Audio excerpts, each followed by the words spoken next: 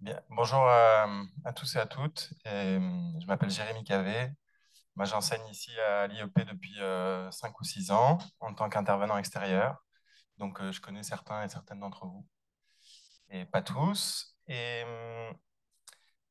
coup, je fais partie de l'atelier d'écologie politique, la Técopole, qui est cette initiative universitaire qui s'est créée en 2018 par des universitaires toulousains pour essayer d'exprimer publiquement le fait que la situation est grave et du coup que nous, scientifiques, on doit aussi faire notre part du travail et alerter le reste de la société à propos de ces questions écologiques d'une manière générale. Euh, Moi, j'ai beaucoup travaillé sur les déchets et la question des déchets urbains un peu à travers le monde. Et aujourd'hui, l'idée de la Técopole, c'est aussi une école d'interdisciplinarité pour nous, parce qu'en fait, chacun avec notre discipline, on a une compréhension du problème, mais en fait, c'est une compréhension assez parcellaire.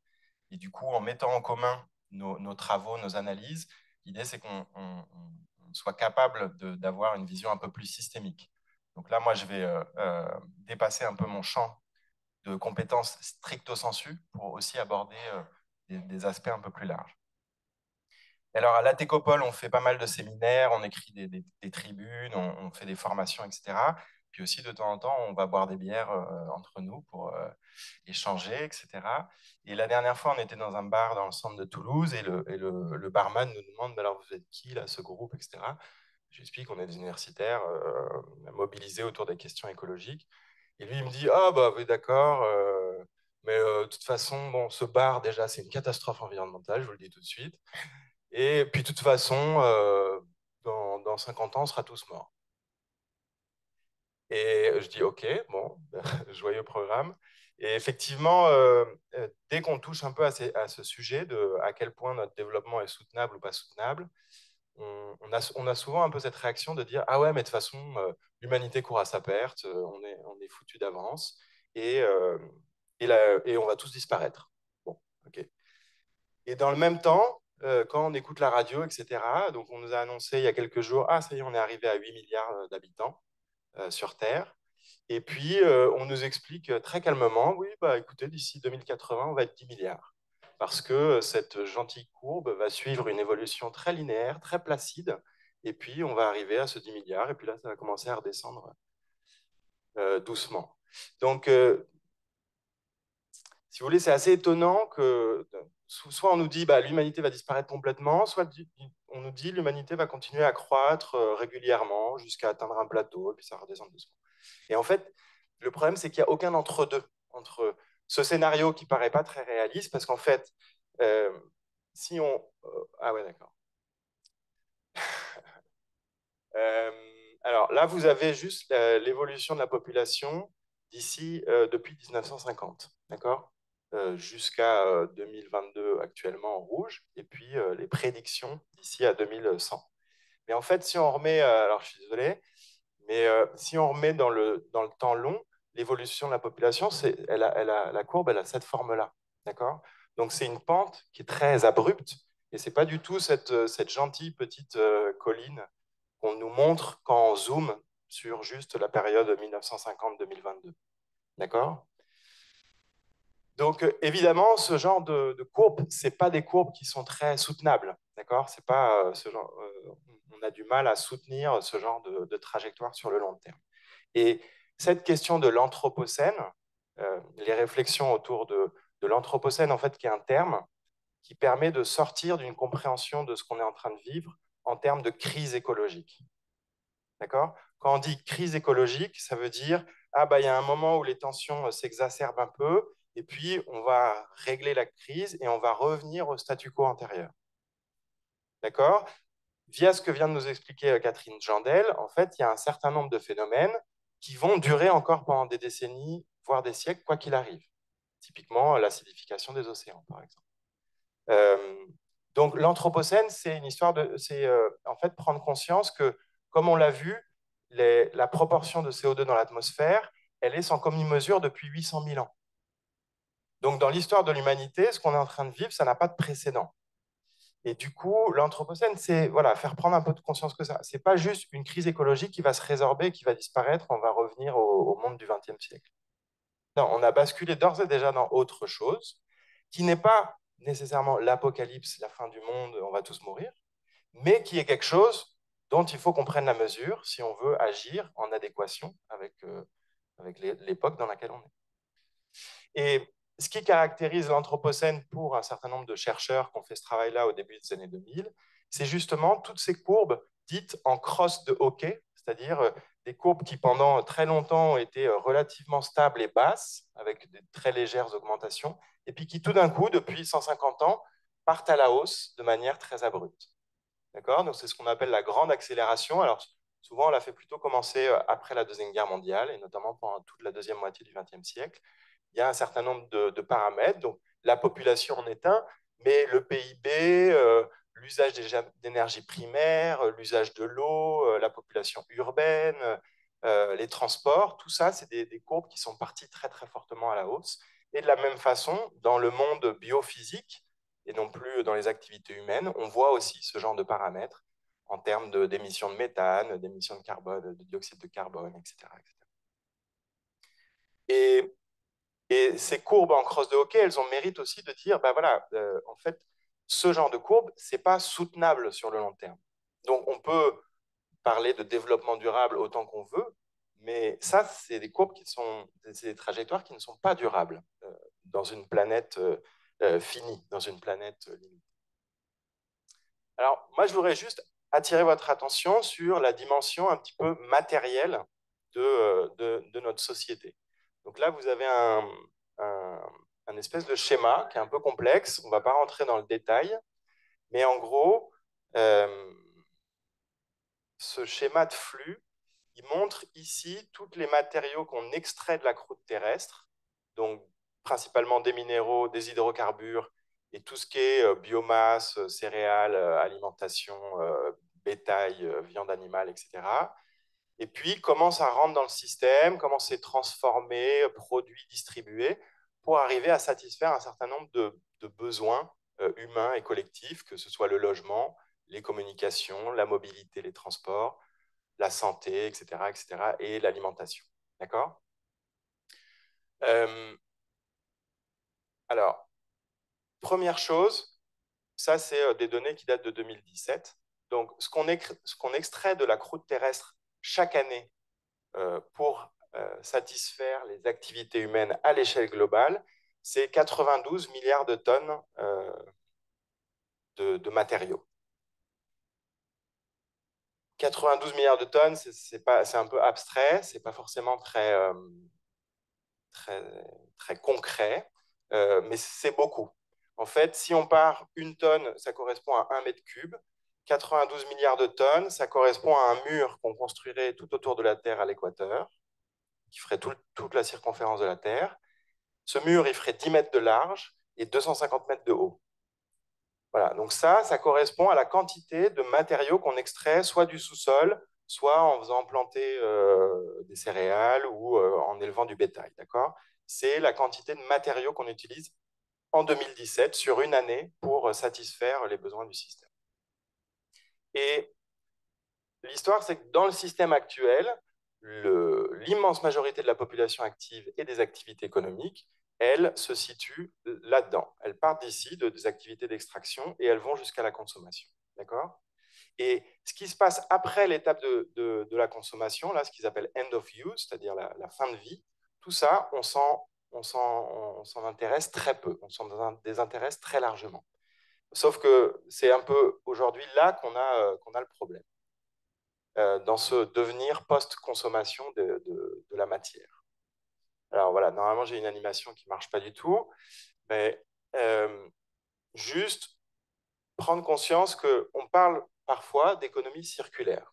D'accord? Effectivement, l'économie circulaire, c'est un horizon intéressant, c'est quelque chose auquel il faut réfléchir, parce qu'aujourd'hui, ce qui est recyclé dans le système, c'est-à-dire ce qu'on récupère et ce qu'on réinjecte pour le réutiliser en amont, c'est 9 milliards de tonnes.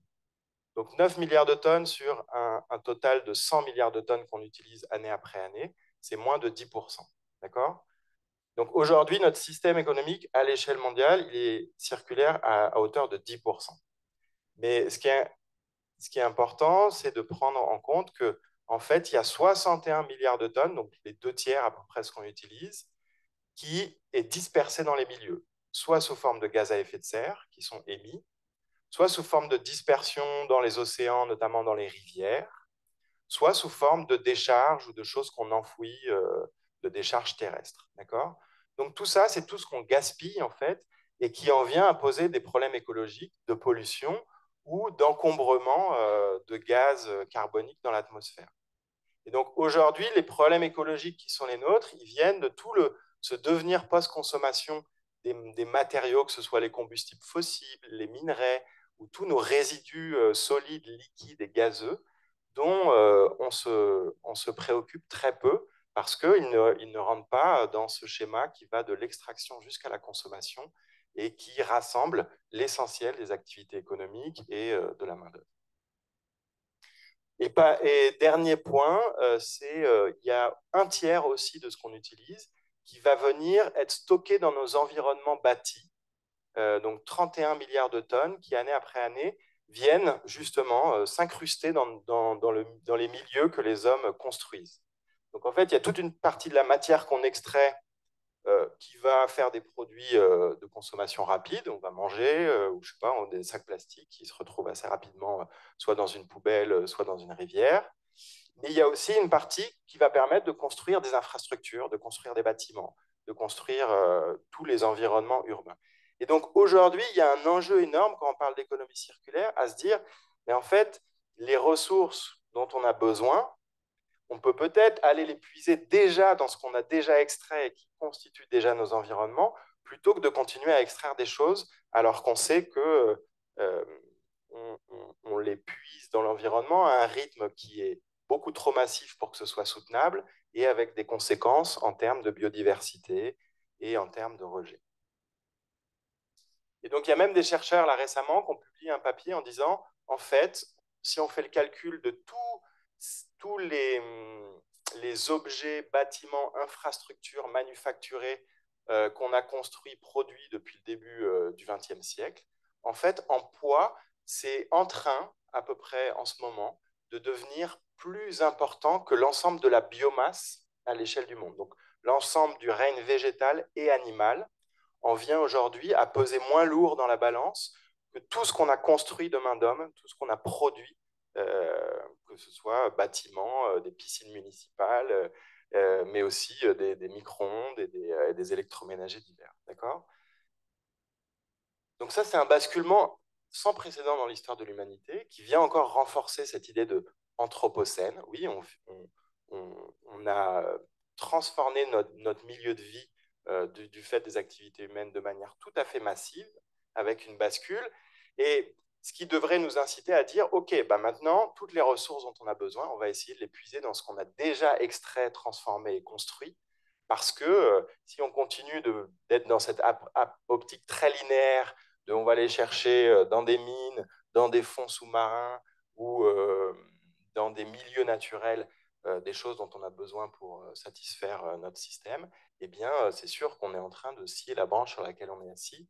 Et au bout d'un moment, ça va se répercuter sur nous d'une manière ou d'une autre. Autre empreinte que l'on peut regarder, c'est notre empreinte énergétique. Alors, d'une certaine façon, elle rentre déjà dans dans ce dont je vous ai parlé auparavant, parce qu'on avait ici les fossil fuels, donc les hydrocarbures, gaz, charbon, pétrole notamment, dont on a besoin. Mais simplement avoir en tête que là aussi, notre empreinte énergétique, elle suit cette fameuse courbe en crosse de hockey, et que depuis la révolution industrielle, l'utilisation à l'échelle mondiale de charbon, de pétrole, de gaz n'a fait qu'augmenter. Et on a beau parler aujourd'hui de transition, notre mix énergétique à l'échelle mondiale, il reste à 80% fossile, donc basé sur pétrole, charbon et gaz. Euh, voilà, ça d'une part. Et d'autre part, on a du mal à voir une quelconque sobriété apparaître dans cette trajectoire-là. Donc, il y a des transitions énergétiques qui se font à des échelles nationales. Par exemple, le Royaume-Uni est assez largement sorti du charbon. La France, en développement nucléaire aussi, est assez largement sortie du charbon, même s'il subsiste. Mais le problème, c'est qu'à l'échelle mondiale, on voit par contre aucune transition euh, euh, s'opérer, parce qu'en fait, quand certains pays sortent du charbon, finalement, ils délocalisent aussi des activités qui en dépendent à d'autres endroits qui, eux, le développent massivement. Donc, à l'échelle globale, on n'arrive pas à résoudre cette question de, pour l'instant, sortir des énergies fossiles.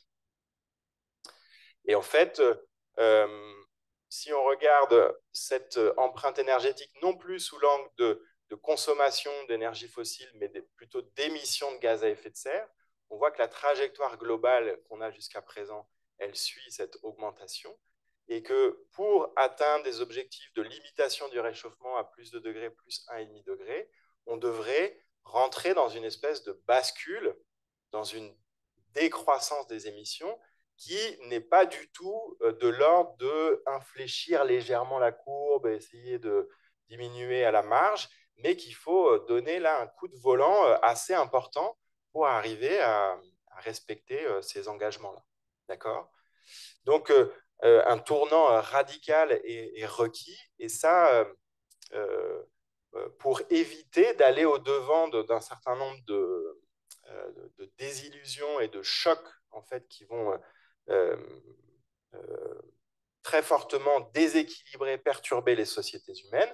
Encore une fois, sans nécessairement que ça entraîne la disparition totale de l'humanité, mais par contre qui nous fait rentrer dans une zone de turbulence avec des pandémies, avec des tensions géopolitiques, avec une montée de tensions à différentes échelles qu'on commence déjà à constater. Alors, certains disent oui, ça va être l'effondrement, etc. On entend beaucoup ce discours qui est très largement relayé dans les médias parce que ça convoque un imaginaire un peu spectaculaire, un peu hollywoodien, etc. Mais sans rentrer dans ce vocabulaire-là, par contre, sur le plan de la biodiversité, effectivement, aujourd'hui, on constate un déclin massif et relativement vertigineux d'espèces à l'échelle mondiale euh, sur une durée très courte, qui est une durée à peine d'une cinquantaine d'années.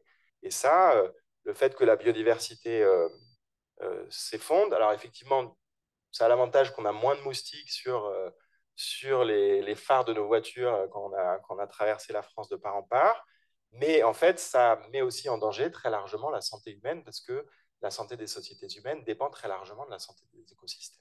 D'accord? Donc ça, c'est des phénomènes qui sont déjà en cours, qui ont déjà des niveaux de gravité importants. Et d'ailleurs, ces mêmes chercheurs, là, Johann Rockström, Will Steffen, qui dans les années 2000 ont fait ce travail d'essayer de dire, OK, l'Anthropocène, comment on le caractérise, comment on le mesure, etc. Ils ont proposé un espèce de diagramme qui s'appelle le diagramme des limites planétaires, et qui dit on va essayer de mesurer une dizaine de paramètres pour voir à quel point on est dans une zone sûre pour le développement de l'humanité ou à quel point il y a des barrières qui sont en train d'être franchies et qui nous mettent en danger. Donc aujourd'hui, on estime qu'il y a 6 limites planétaires qui sont franchies, pas nécessairement de façon irréversible, mais en tout cas, actuellement, on a dépassé des paliers et des seuils qui nous mettent dans des situations de fragilité, de vulnérabilité importante.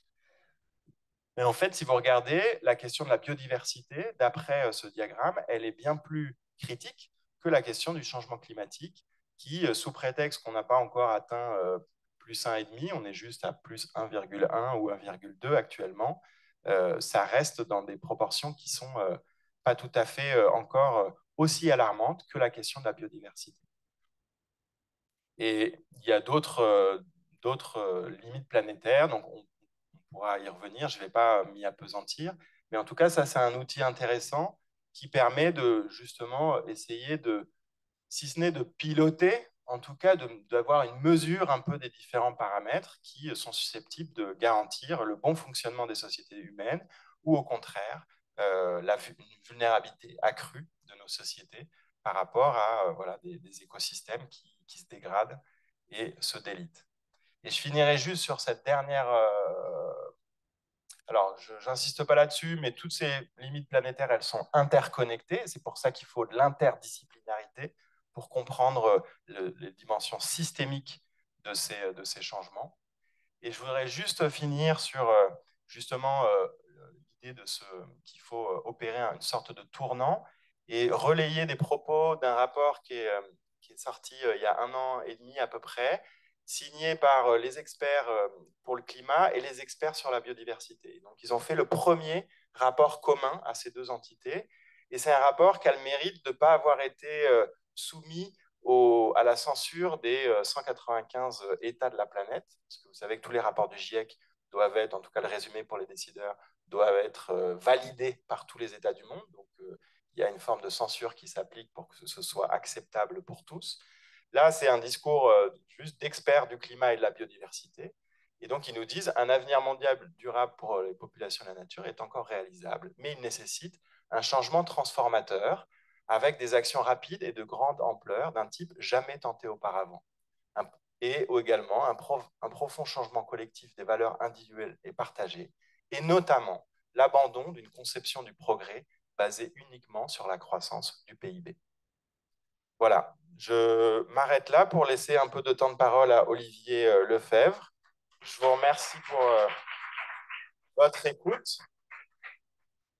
Et on pourra peut-être discuter à la suite de la présentation d'Olivier.